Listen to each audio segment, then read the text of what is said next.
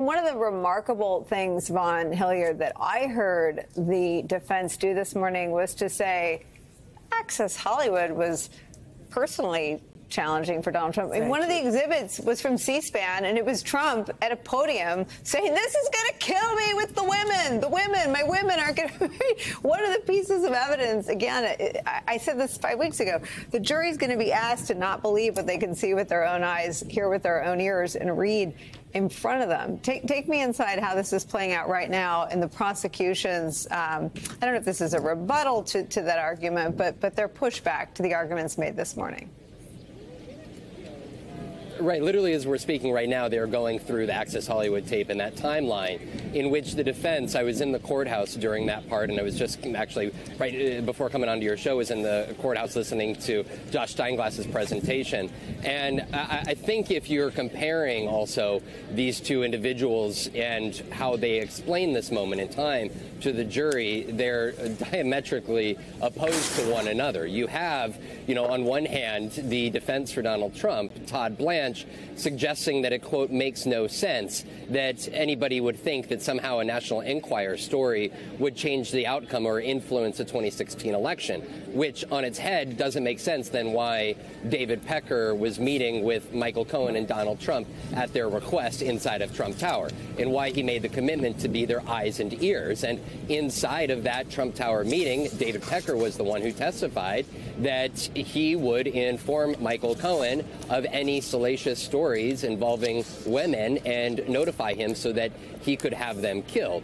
And then you go to Josh Steinglass here as we speak, currently playing this out for the jury as well. And this is where they are using not only the exhibits, but also making the case that Donald Trump's motive in this case was Stormy Daniels. Because, again, they're talking about the conspiracy here and what was the motive to falsify the documents. And the motive was Stormy Daniels. And that is where the prosecution was questioned as to why they got into the salacious details. But Josh Steinglass has already made the case to the jury here that those details were important because it showed why Donald Trump took the actions that he did and why he used Michael Cohen, who, we should note, in the last hour, the prosecution has made the case, served as a liaison and was a known liaison, not only to Dylan Howard and David Pecker, but a liaison to the Trump campaign, a liaison to the Trump organization, all but working as a deputy. And in a moment of crisis there around the hours after the Access Hollywood tape,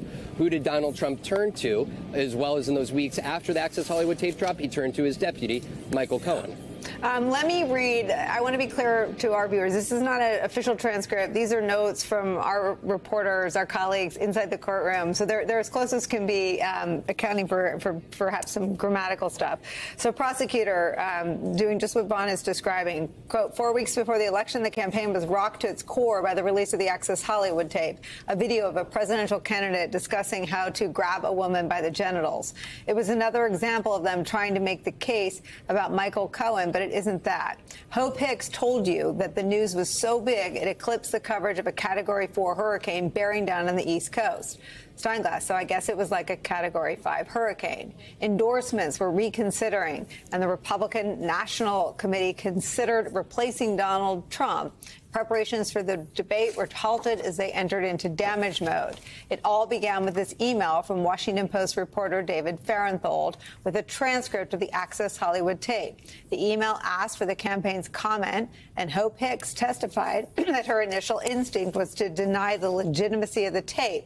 When she realized it was real, the strategy quickly shifted from deny, deny, deny to spin. Lachlan, to relive all this seems like something that the defense in some ways invited. I mean, I'm guessing the prosecution would have done this anyway, laid out the motive for the cover-up, because the business records are where the sort of original sin, the original criminality comes in, and the motive and the campaign fraud is the underlying crime. But to relive all this is the most damaging stuff in Donald Trump's eyes. This is what Donald Trump didn't want the voters to know. And I think it's been quite effective just to go back to that meeting at Trump Tower in August of 2015 as that scene setter, just to reinforce how important it is when Michael Cohen meets with David Pecker and Donald Trump, and they come up with this scheme to catch and kill negative stories. And I think that was very important to bring it back to that, because this morning we just heard, oh, Michael Cohen's a liar, and it was very Miranda. But to bring it back to that meeting at Trump Tower, I think was essential to just kind of get the jury's heads back to where this conspiracy starts. And then that is the reason that we're here with the Stormy Daniels payment. I just want to say that Hope Hicks, in discussing the Access Hollywood tape, did such an incredible job of showing how crucial it was that they then make the Stormy Daniels payment. She set the tape. That was a Category 4 hurricane. And then to hear Donald Trump's lawyers this morning in court say it was just sort of another thing going on, like there was other things going on. I actually wrote down, instead of, I said the idea that the Access Hollywood tape was not a big deal is comical. I wrote a note to myself. Like, it was such a huge deal, and they've just tried to dismiss it. Yeah. So Josh Stanglis had a great line to your point about saying, because two things. One, Hope Hicks barely came up in the defense summation. So one of the things that you listen for as the prosecutor is not just what is said, but what's left out.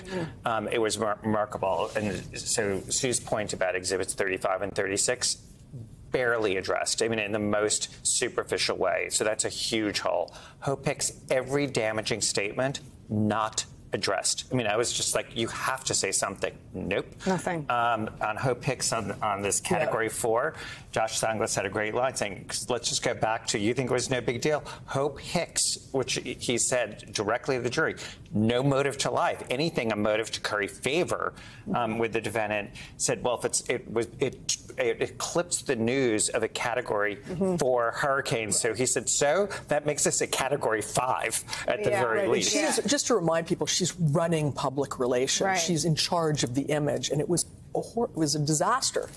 There's no... I mean, and it always boggled my mind that the defense decided to basically hand her tissues and then destroy Stormy Daniels, who didn't have eyes on any of the criminal acts of the fraudulent business records. What was behind that, Trump? So, yeah, of course. Then that came up in the course of the sort of beginning part of Steinglass's summation, was sort of saying this was, you saw something very bizarre where they basically tried to destroy her for, Stormy Daniels, but nothing was said about, and this was Josh Stanglis saying, but David Pecker says all of these incredibly damaging things, nothing. Hope Hicks says all these damaging things, nothing. Saying, this is like the two witnesses they decide they have to go after are Stormy Daniels. And the other side of that he mentioned that I thought that was very powerful was he said that the people closest to Donald Trump had the most damaging information. And I think that was a really great note that he struck, because Hope Hicks was damaging, her testimony was, and so was David Pecker's. And two people who are still, think highly of him. And David Pecker got off the stand and said, he's still my friend, and he's still my mentor, which again makes it so effective that they're going back to where we started with this, to David Pecker.